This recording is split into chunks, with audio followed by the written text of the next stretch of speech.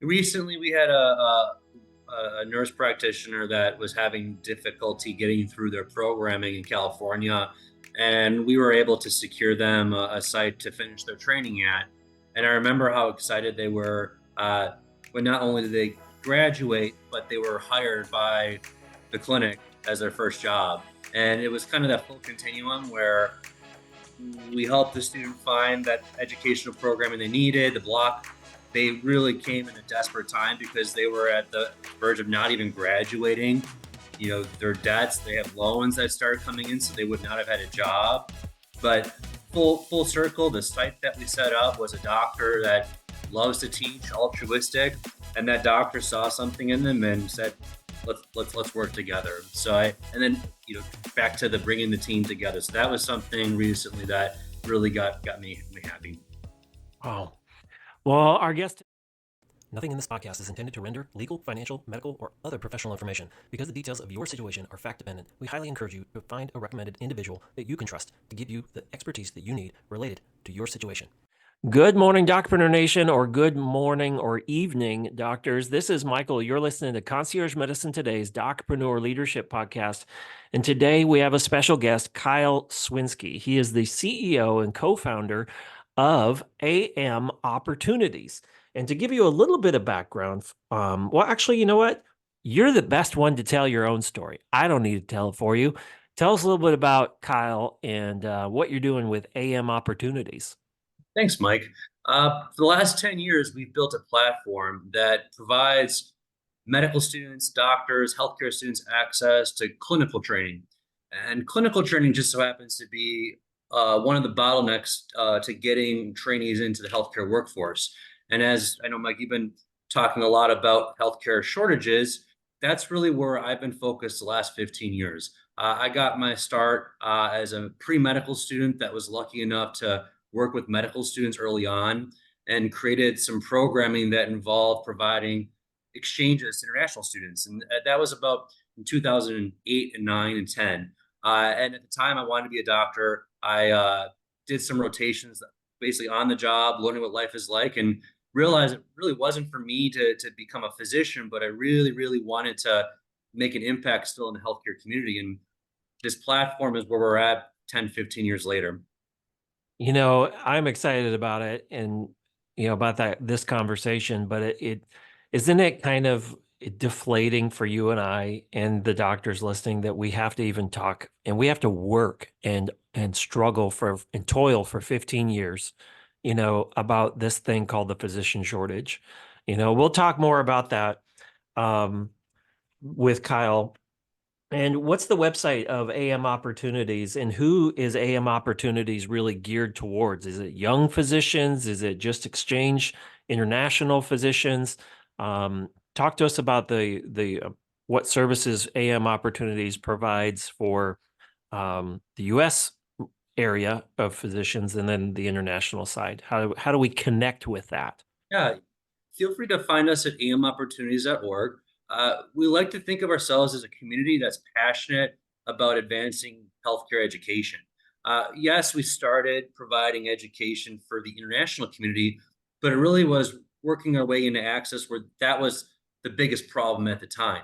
Uh, Fast forward to today, we're providing access to clinical education, to PAs, to nurses, to US students, international students. It does not matter where you come from.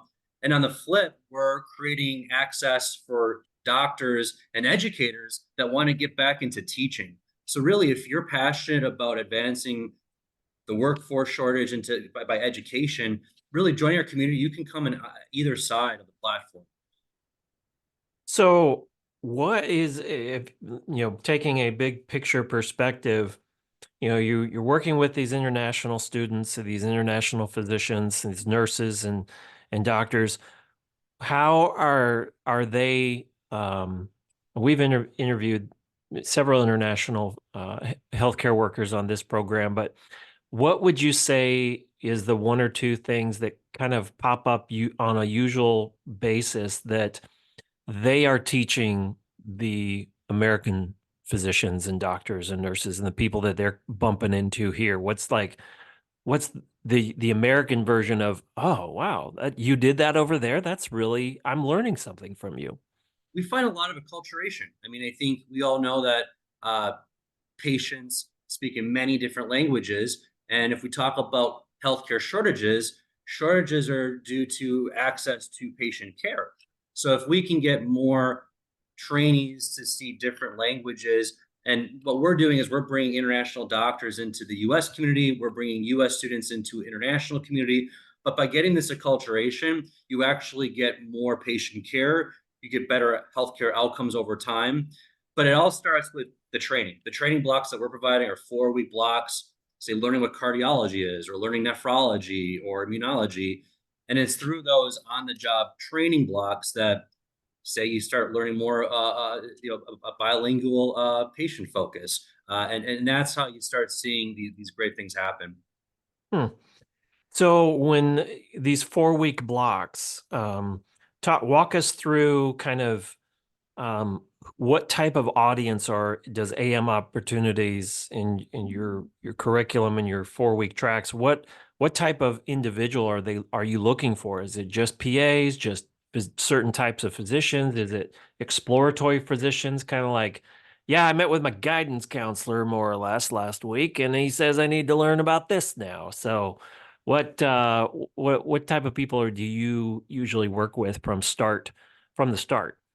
I'll tell you, it's typically the student, uh, a student that speaks to their advisor and they needs a particular track of rotations, we call them. Or unfortunately, it's a student in a program that does not have an OB-GYN rotation, and they can't graduate if they don't get that OB-GYN rotation in the next year. Mm. The students come in all shapes, form. Come from all different backgrounds. But what we're able to do is create access with our network of doctors. So we have a network of roughly 600 sites around the country that we manage. And at these sites, we're managing faculty. So physicians in the United States that want to teach, they join our community, they join our platform. And what we do is all the administrative work to get the students in from before, which is doing background checks, immunizations, orientation, all that stuff that takes doctors away from patient care. We handle the education, the logistics, and really what's most important to us is that student getting that outcome. So if the student gets that OB-GYN rotation, they can graduate, or if they get that pediatrics rotation, they can go into pediatrics, and that's what's really important to us. There's, concierge medicine is kind of a small pond in the big scheme of healthcare these days. And um, what value do you think that, like, let's say, one of your students kind of bumps into a concierge doctor who's teaching, maybe it's in an individual practice, maybe it's in, doing rounds in the hospital, whatever it might be. But, what value do you think that type of business model, while probably pretty intermittent, probably pretty rare to have on your teaching faculty, it's interesting to me what a fresh perspective might learn from that type of doctor. Mhm. That's exactly it. I mean, we see this as a workforce development and attracting tool for all different specialties and professions. So a lot of times, concierge medicine, or we'll see different specialties and different types of medicine use this to attract trainees that want to find them. So we've built a marketplace that it's like an Airbnb for clinical opportunities and concierge medicine. You could put your program on our marketplace for doctors around the world that want to get into this to pair with that. So it's very pairing and matching where students find exactly the program they need. And what's made this great for us is it actually allows for us to get students into places that students don't get to go in before. So for us, a lot of times it's rural medicine and getting students outside of the cities, but it's also getting them into conscious medicine in places that we're just not seeing enough awareness, and that's that awareness piece is really big. So I think the community here, if you're looking to bring more trainees into your community, AM Opportunities is a great way to attract those trainees early on because typically they're a student that's just entering their career and they're exploring. So we see sometimes students do multiple rotations to test the waters. And I'll tell you, one third of the time they actually work where they rotate. That's a statistic we typically see too. So Mm. a great workforce development tool. Yeah, I mean, we have to learn all kinds of different skills, right? Like I was speaking to a group of Boy Scouts last week, and I was like, you will graduate college probably with a degree that you Yep. will not use, right? You'll be offered a great opportunity, and you'll be like, yeah, sounds great. And you're like, I got an accounting degree, but now I'm doing graphic design, like there's a lot of wisdom in experience. Um, so my first question, I think maybe some of the questions is, related to um, just barely, kind of scraping off the dust or blowing off the dust of physician shortages. Why the international need, or why the international focus? Why, like, we have so many physicians here in the US, like so many opportunities, right? It's like you hear these platitudes. They're frustrating, to be honest, as a patient. I hear these platitudes and I'm like, whoa, it's the greatest healthcare in the world. So many opportunities, blah, blah, blah. Well, many of that is true in certain areas, right? We would all agree with that, but there's some that wouldn't agree with some of that.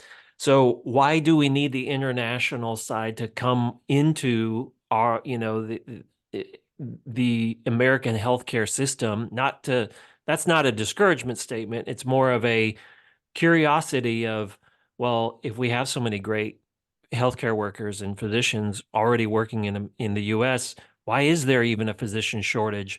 And there's a lot of reasons why, right? We could list them off for that's another podcast for 9 more hours. We could do a series on that. And we could just rant and complain Good, all the entire time. good, Mike. But um, why the international focus? And from their perspective, are they like, yeah, I think I'm going to go back home. Like I appreciate the education and the experience I've gotten, but I can be a better service back home. I love that question.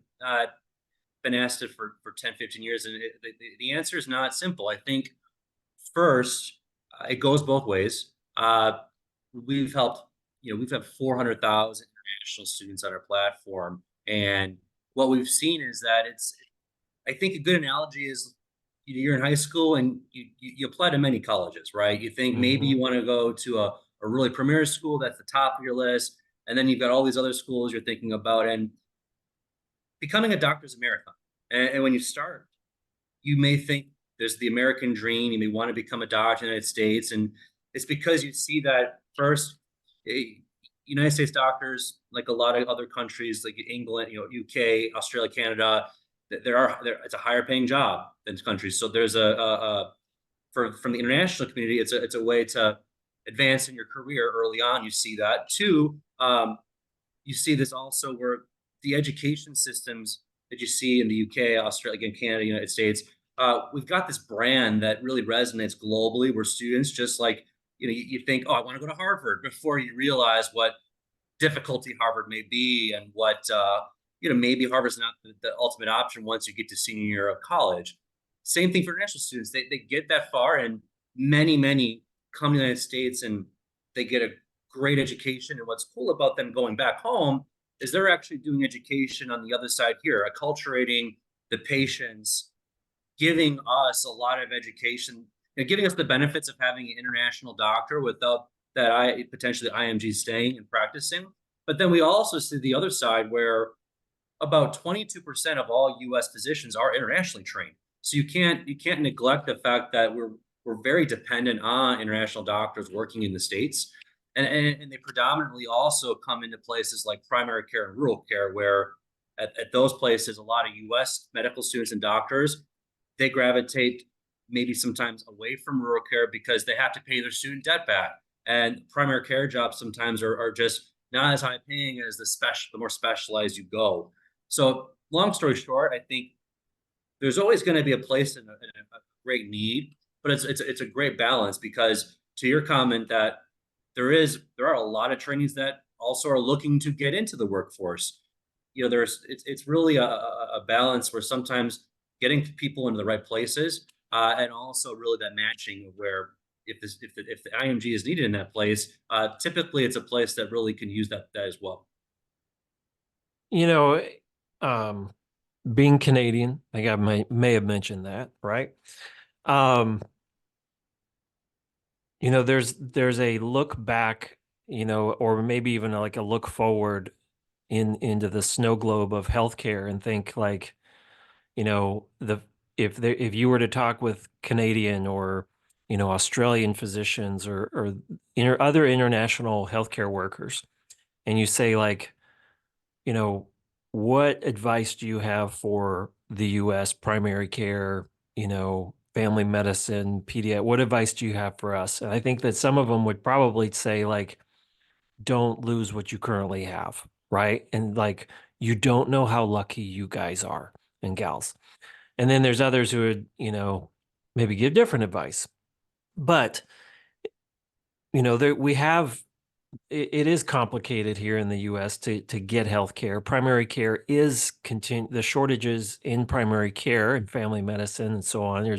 Is continuing to worsen. In fact, I think we did a story on it earlier this year. Kind of, I wanted to know the historical side of this. Like, when did this conversation start? Because the conversation gets trotted out, like a show horse every single year. You get new data, and then read the comments, and it's like all the same comments, like, how can we do this is terrible, we got to fix it. And then the next year the data is worse, right? And then the same type of comments, we got to fix this, whatever. And there's a lot of people working on a lot of great solutions for it. But if we were to, jump over across the pond to another country, and we were to ask those healthcare workers, regardless of specialty or where they're currently practicing, what in their perspective, what would they say that, like, hey, here's where primary care is at. And if you're not careful, you're going to be here too when our kids are are our age. So, when you compare primary care internationally, I think what I typically see is it's countries are getting their healthcare workers and workforce into the right places. I mean, you look at Northern Europe, you look at Cuba, you look at places that have great primary care models, and what you typically see is that they have public systems, and yes, you can go down the chain of talking about access to affordable healthcare, but then you also have to go down the other path, which is access to care that's actually next door versus 50 miles away, or 60 hours of wait, the wait times and all those things. And what we're seeing in the United States and what our company sees is that same problem where healthcare workforce is not getting into the right places. And that's why you have OB-GYN shortages in rural America, and you have particular specialties and imbalances. Whereas other countries, they're able to get that right. And by having that access piece better, you typically see a better primary care model. And that's why we heavily rely on a lot of solutions to address it. And but that's my angle, Mike. So that leads to kind of a secondary question in chain to that, and that is it by making those decisions in other countries to, you know, where is it necessary to place you correctly? Um, is it being done by the MDs and DOs, or is primary care of the future of, is it encompassed by PAs, RNs, NPs, or with some supervision? I know, like, I was just reading a story from Saskatchewan, and it was a reflection from a 25, 30, maybe even a 35-year veteran who's a nurse practitioner, kind of reflecting on her career and saying, we provide great care. Now, plenty of doctors, I'm sure, listening, they're rolling their eyes, right? Or just like, nah, they're not MDs and DOs like we are. I get that. That's not the point. Don't be offended. The point is, you know, internationally, that's what's happening. And if we're not careful here in the US, that is also what's going to happen here, because patients like me, I'm not a physician, but I am a patient, so I do know what it's like to sit on the other side of the exam room and the service sliding glass window from you, right? Yeah. And it stinks. Like it's hard and it is difficult. And like, I wish it wasn't that hard to sit with my daughter in the waiting room like that. Like it shouldn't be this hard. It shouldn't be this way. And so I'm kind of wondering, like, what's healthcare going to look like here? But what, what are the other, what's happening internationally that they're like, yeah, you're on a slippery slope, guys. I mean, I see that the healthcare team will ever evolve, and we see it from the education space when we're bringing learners in from many different backgrounds, and we have many clinical sites that will have IMGs, international medical graduates with a local PA school, a local NP program, and they're all in the same room together learning. And I think that you spoke about some really good points there in terms of the elevation of the team to do certain things that doctors are doing. And I know about the back and forth and the balance of that because there's both sides where on the medical profession there's a great deal of education and layers that go in to provide a quality of care, but there's also the other side where we don't have enough of that quality care, so we do need to expand into all the other segments to provide that quality that care together. And I think internationally you do see more of that. But I think again, it's a balance of you have to adhere to the quality piece too. And what you see that balance. I mean, I think uh it's very tough to look at internationally as a whole because I think every country is doing it differently. But I think back to your comment about the primary care focus of it, typically in primary care, you are seeing a heavier reliance on the team. Yeah. Well, our guest today is Kyle Swinsky. He's the co-founder and CEO of AMOpportunities. And you go to amopportunities.org. Is that correct? That's correct. And so today I want to bounce over to some of the things that you do and you're tasked with to make a difference in this. I like what Steve Jobs said. I reference it all often, and that is make a dent in the universe, right? Like we're not trying. You and I are probably old enough now. We're like, yeah, not going to change the world of healthcare. I don't think anybody necessarily will. However, we can make a dent, and it's that dent that matters. Um, so let's talk about some of the challenges that you guys face related to connecting medical students all over the world with the U.S. healthcare professionals for some clinical experience.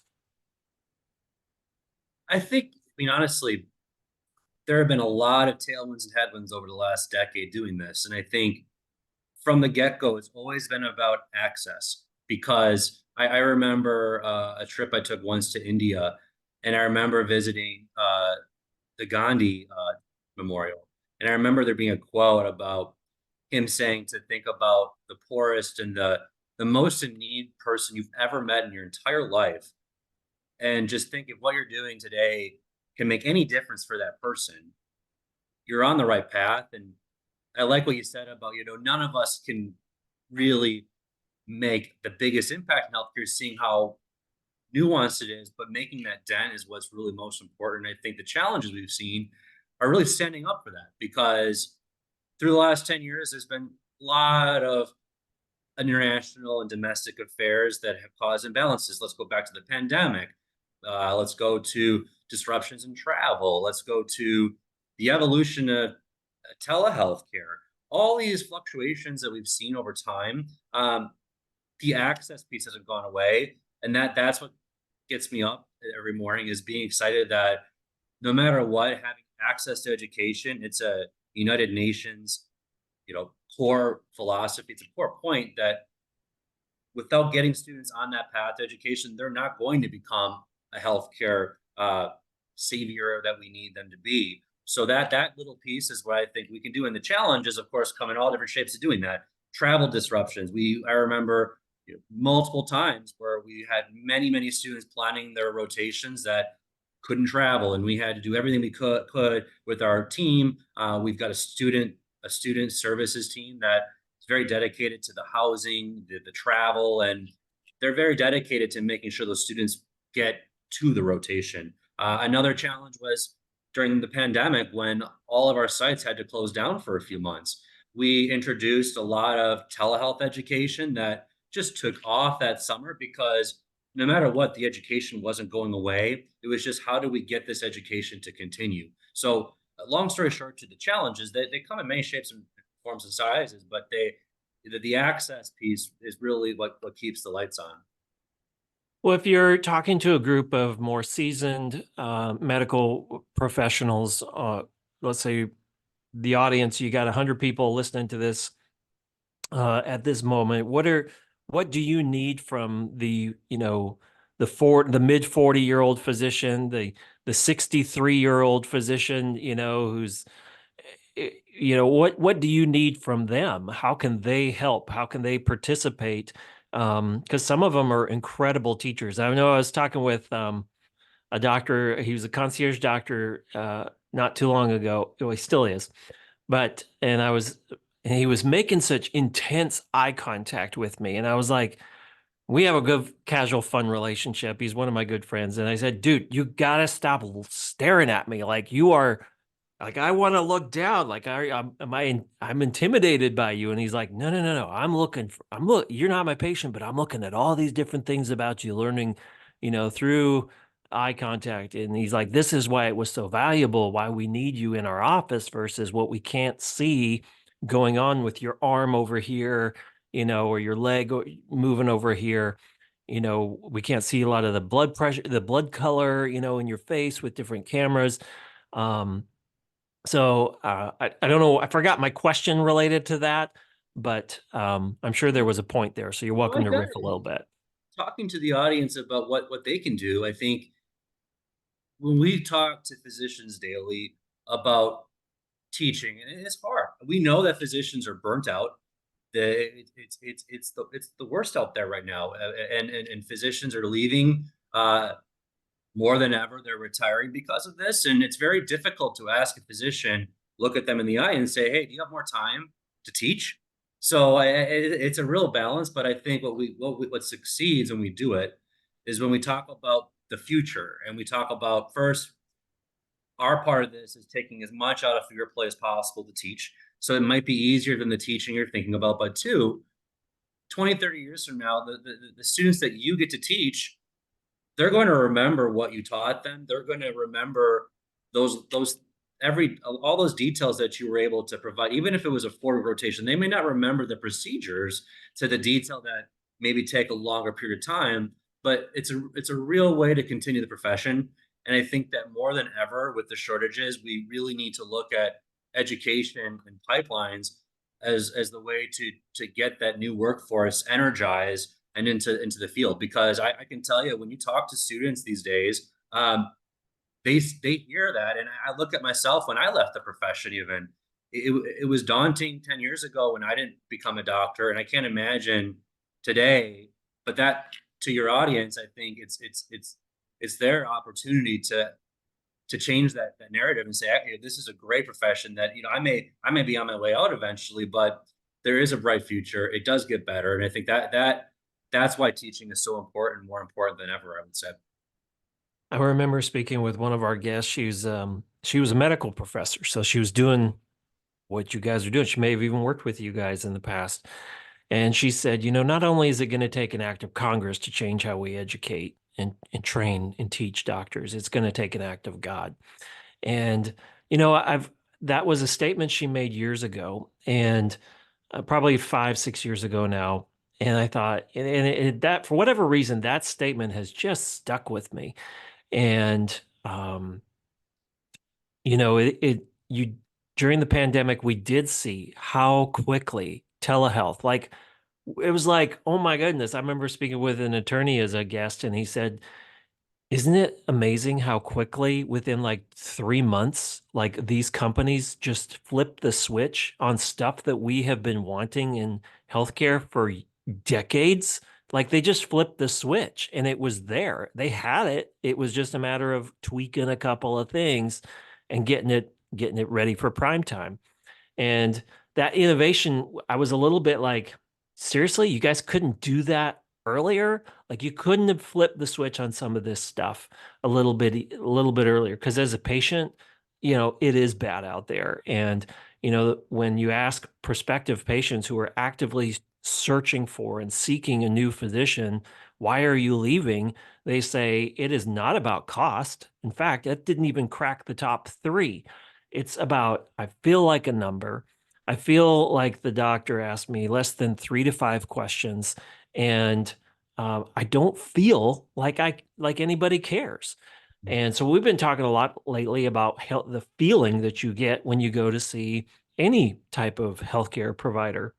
And so that leads me into, um, you know, the the question for you is, when you are looking for educators of the next generation, because what is the next generation of workers going to look like? Is it going to be, a lot less primary care for, good reason? Is it going to be more, family medicine? Is it going to be more PAs and RNs? What is it going to look like? Because we haven't really prioritized the health and wellness of the next generation by, I think, uh, constructing a good system for doctors to work in on Monday morning, so they don't see their job as a penalty box on Monday. We call it the Sunday scaries. I'm sure other people have. It's not my own credit for that, but you Google it, the Sunday scaries. It's that anxiety you get coming up on Sunday evening, and you're like, oh, I gotta go to work tomorrow. Like, oh, it's gonna be terrible.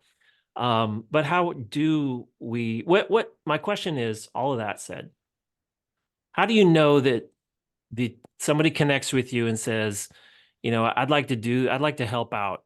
What criteria says, nah, you're not really a good fit. You're a little too grumpy. Maybe you got a little too jaded. I'm sure you don't run into any of those types when you're vetting through your educators. But what is a good fit for good qualities and what's not a great fit? I think all of the bad fit, which uh, you do see sometimes. We talk. I mean, the bad fit really just someone that doesn't want to teach or teach for the wrong reasons. I would say, and that has a list. But the good reasons are very apparent. Which first and foremost is wanting to give back. I think that there's a lot of altruism in healthcare, and again, back to the burnout and the unfortunate side of the pandemic that that's just caused a little more frustration overall because you just have less time in the day to think about the altruism and giving back. One thing we do at AMO is we actually pay our faculty, so it is a little bit of an income, and I think that does help a little bit. But back to your question about the quality piece and what we can do for the future to make sure that we don't run into these things further and help primary care is really making it again an exciting profession and also give hope. So one thing that I like about the telehealth piece of what we've seen is the innovation, and I think that what we've seen a lot in the younger healthcare workforce is the innovation factor, where they realize that where they're at right now is not going to be where they're at later. I've seen a lot of healthcare students from through my time and my own colleagues that they go into the profession and they end up completely somewhere else. And I think that mobility piece is going to allow for a little less of the what we've seen, because I think one thing I think of the last 50 years of medicine is that there's been a real culture focus to specialize. And there's absolutely nothing wrong with specializing in medicine, but if everyone does, we lose a little bit of that primary care. And then if we do more and more specialization in education, it costs more, and they have to get paid more to pay back that debt. You really get that imbalance. So going back to the question about the future, getting people excited about primary care and getting them to see that they can mobilize and not get stuck, I think that will help. And then also the question about the getting the quality education. It's those that really see that, and not really the stringent one path, I would say. Our guest today is Kyle Swinsky. My mind is going in a million different directions on some of the stuff you've said, all in good ways. Our guest today is Kyle Swinsky. He's the CEO and co-founder of AMOpportunities. You can go to amopportunities.org. We'll put the links in the show notes as well as Kyle and his contact information, and how you can participate, how you can get involved, how you could just learn more. Um, we talk, I mean, I dedicate my career, my life, my sometimes middle of the night hours when you can't sleep to thinking, how do we make a dent in this thing called the physician burnout, right? Like it is. And then I look at it as, because I'm not a physician, so it's like I don't even have a room to talk, but I am a patient, and it's like, what is it like to sit on my side of the exam room? It's not very fun in most offices. And I'm a parent, I'm a sandwich generation kid too. So I'm caring for elderly, aging parents as well as my three kids. My wife came from, her most recent doctor's office, not just recently, and was like pulled up at the office outside in the parking lot, rolled down the window and said, "That was awful. Like, find me one of your doctors that you work with because it's bad out there." Like, and, it's tough because it's like, man, I wish we could do more. So when we think about this thing, this platitude that I read a research or study or an article, and you may have read the same one, said doctors are burned out on hearing about physician burnout, right? And then I think you could group the word like, don't talk to us about empathy. And it's like you hear all of these different research and article blogs.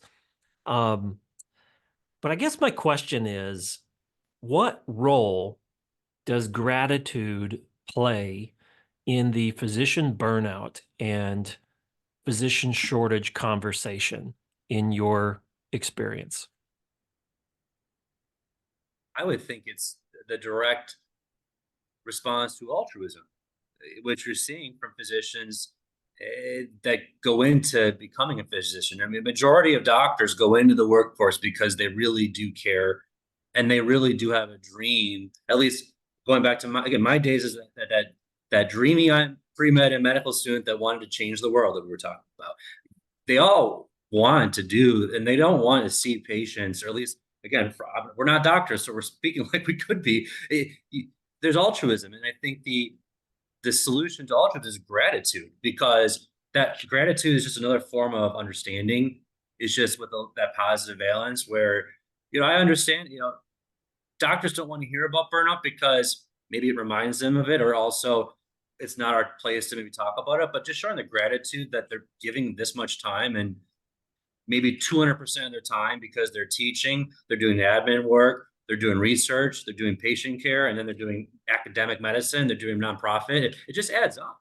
And I think that the gratitude, I think that is the best place for you and I, not being physicians, because they're probably, it's an iceberg to understand what they're going through. And yes, we see the outcomes, the long wait times, the outcomes getting worse, but can you really blame them? And I think gratitude is a way to show that we appreciate. And obviously it's not going to solve the causes of the burnout, but at least it may make it a little easier for the physician side to go with. Maybe is that maybe answer your question? No, yes, it does. And I look at it as it is one form of treatment for physician burnout, if that's, to speak in their terms, uh, simply because, you never know what that other doctor across from you or across the hall, or that the colleague that referred a patient over, or, that nurse was going through. I was interviewing a nurse not too long ago, and I asked the question, okay, you've been working in this hospital for a couple of decades now. Did you ever get a thank you note from a peer, a colleague, or an administrator? And burst out laughter, right? Like, no, never. And I thought that is unfortunately humorous, but also really sad, Yeah. because they work so hard, and they work so hard and there's so much we'll never see, so much, anguish that they go through, and so many good things that happen because of them. And for us not to treat them with the respect any healthcare worker. I remember had cut my hand open and bled so much that it got on the wall, And I was like, I am so sorry. Like, I am happy to clean all that up for you. I made the mess, here in the emergency room.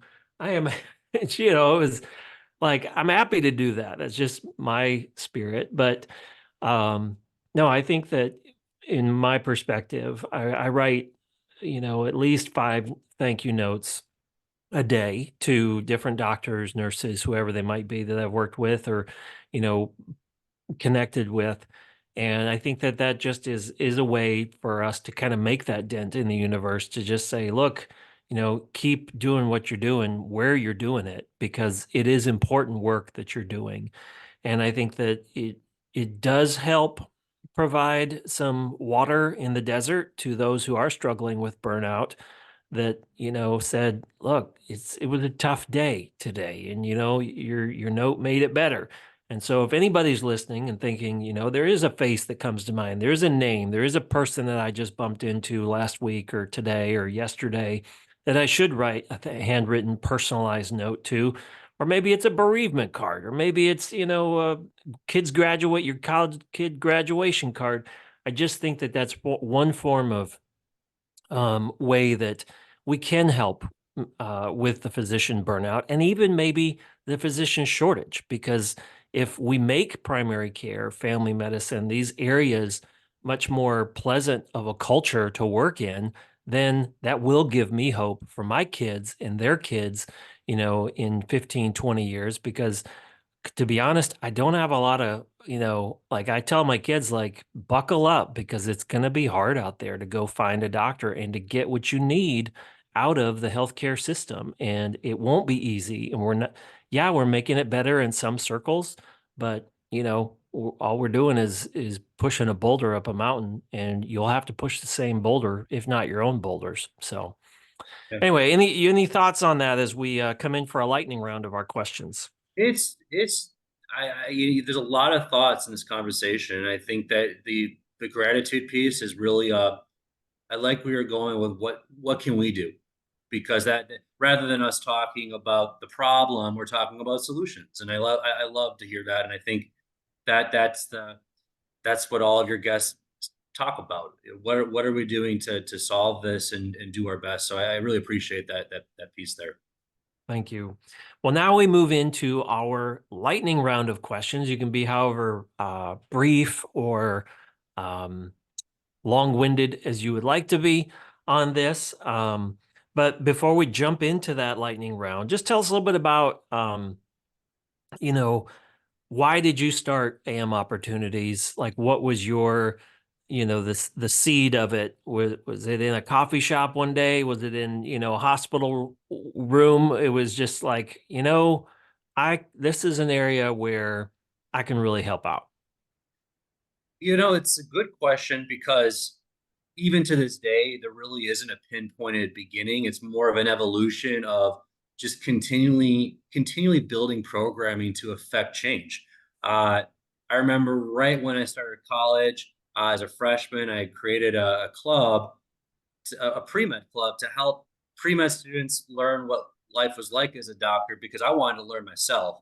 And that's when I first set up some of these rotations with medical students, and it developed over 4 years into an organization that did conferences and all of this great work that it just kept going. And then did some more work with that internationally that just became a business after a few years. And I think that it really goes to what being an entrepreneur is that it's not point A to point B. It's much more a line that just goes and changes constantly, but you have to have a compass that you know where you want to get. And that has been that I've always wanted to provide access to these educational opportunities. Even when I started doing it myself in a different fashion, it was knowing that educational opportunities really brought a lot out of myself and others. And that, even to this day, doing it at this scale really is at the crux of what we do. Well, I love that. And I can, a portrait of that type of student that you're talking about and teacher maybe is my grandmother. She's passed away, about 5, 10 years ago, but she worked in a very, very rural hospital. I think it had maybe 16 beds, maybe 18. And she worked there her whole life as an RN. And she had the special hat, and the special uniform. I'm sure people know what I'm talking about. And I remember just walking the halls with her doing, going into that place, and just seeing the her work with the physicians, her work with her colleagues, and it there is a special opportunity to learn from these other places and faces that you're going to meet.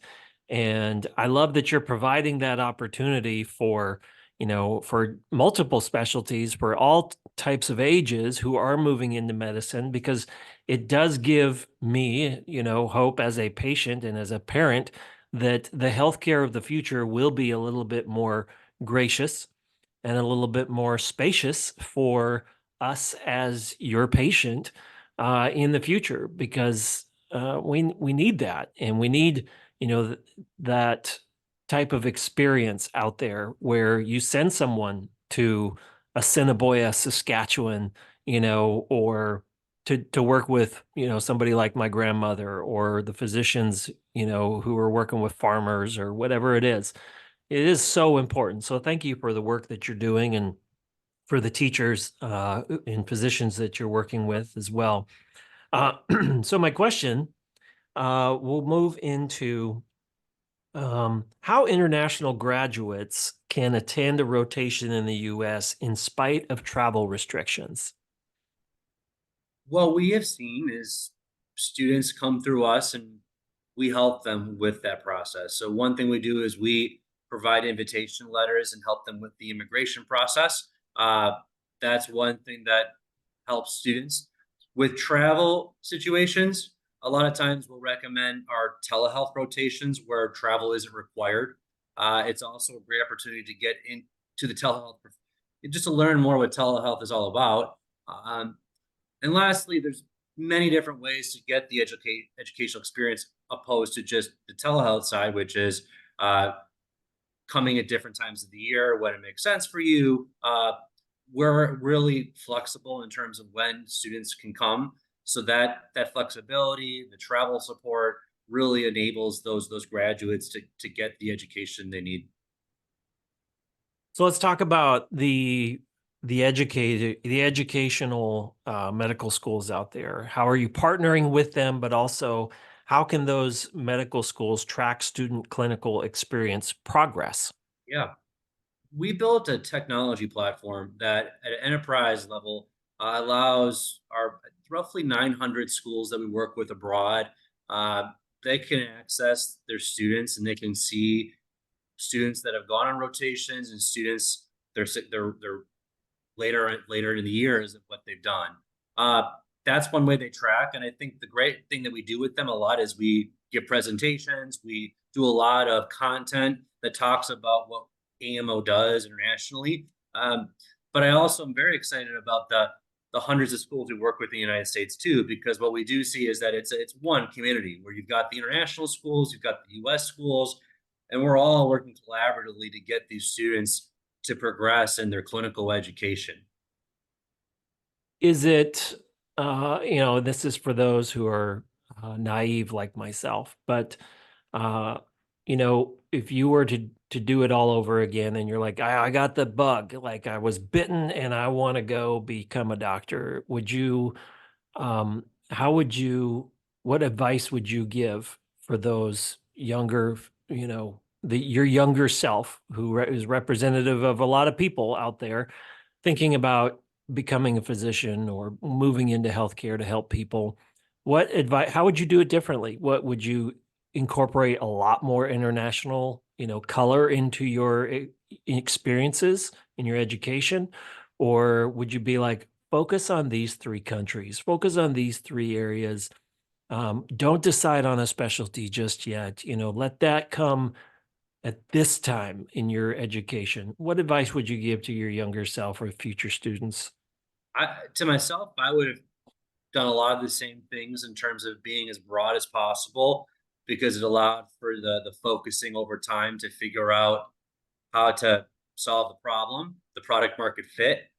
But in terms of talking to the new generation in healthcare, it's to have the expectation that it's going to come in many different ways and forms that you just don't know. And I think I look at myself and advising 20 years ago about how to become a physician was very step by step, and there was a real way to do it, and this was the way.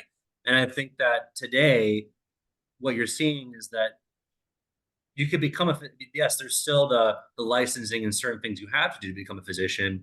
But I liked your comment about not having to pick the specialty right away, or taking a year off and coming back in, or maybe going into a completely different side of the profession. It's the idea, just back to our conversation about all the other ways that you can be in healthcare aside from just becoming a doctor. I mean, that's what I feel. I feel very attached to the healthcare community, even though I'm not practicing in an operating room.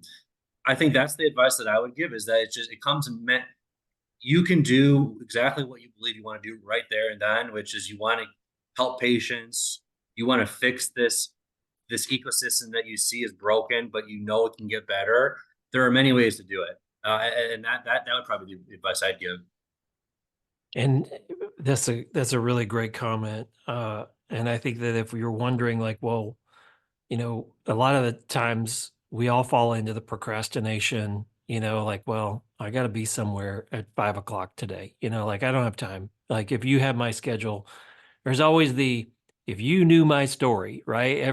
I'm guilty of it as well. Like if you knew what I knew, or you had to do what I do every day, then you would understand why, yeah, those are great ideas, but who has time for that? And I think that if related to this physician shortage, related to that whole conversation, if we continue, and this is for, this is my own thoughts. So it's our podcast. We can say whatever we want here, right? You and I can be honest about this whole conversation. And I find as a patient that I struggle with the idea that, yeah, you have your story and it is bad. And I'm sure that if I heard your story personally, that I would give you a permission slip. Like, okay, you get a hall pass. Like, you're right. Your schedule's way too booked. Your life has been way too much of a mess, to do anything related to teaching other people how to do what you do and do it well. Or, you don't have time to write a thank you note to a nurse who helped you with that patient, and cleaned up all the blood, true story. Uh, so I find that if you just cross your arms and you continue to want a permission slip and say, you know what, if you knew my story, then we'll never make a dent in this physician shortage conversation. And we'll just continue to say, you know what, it is bad out there. I wish there was something that we could do about it. Well, then get up and go do something about it. If you don't know what to do, start with a personal handwritten note to a colleague or a nurse or your peer, or maybe even your spouse, to just because she or he is probably your biggest supporter that walked you through all this medical school and debt. And she's working another job too, trying to pay for all this debt, and has been your biggest supporter. And I think that's how we make Monday morning tolerable, instead of looking at it like it's a penalty box and saying, you know what, I wish there was something we could all do about this physician shortage and physician burnout. Well, make your world a little bit better, because as we say around here, it is no longer about being the best doctor in the world anymore. It's about being the best doctor for the world and for your patients and for your local community, whether that's in, rural Saskatchewan, or, Australia, or right here in Atlanta, Georgia, or Chicago, Illinois. So sorry to rant there for a minute, if that's what you call it, but our last two questions for you are actually three questions. Last book you read or you would give away most, or that's sitting on your nightstand.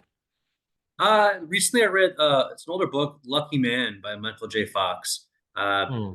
One of he's wrote a few books, but one of his original books about his journey with Parkinson's. And uh, I'm always a big on the journey that anyone takes, because you just see that, just as we were talking about, it comes in there's so much that comes into play. So that's the book that I would recommend these days. That's a great book. I is that the one with the black cover? I was trying to I think picked up one of That his might books. that might be the newer version of it. I have an older version that's a different color, but it's been around for over a decade, I think, too. So I love unpacking what our listeners and readers are learning about because you're in the education business, right? And so it's nice to know that you're looking outside of the bubble of healthcare and thinking, what else is out there that I could teach? And in the business world or in the struggle bubble world, struggle bus world of how can I take that teaching that I've learned from these books and pleasure readings and incorporate it into the training and the conversations I have with doctors and those who are going to shape the future of healthcare in the future. All right, second to last question. This is something we ask all of our guests. Who are you for? I'm very for the people that are around me. When I talk with our company and talk with our constituents, our shareholders, it's a very people first mindset that I like to lead with. So that can be the patients that our people serve. It can be the students our people serve. But for me, it's service to our people that are around me. And our final question is if you were to, hand over the keys to the kingdom, so to speak, tonight, and you're like at the 5 o'clock, you're like, I'm done. Like I ran the race. It was awesome. Good luck. Here's the keys. Because that last story, that last doctor, that last student that I just talked to, that's why I signed up for this. That's why we started this. What's one story, I'm sure of many, that comes to mind?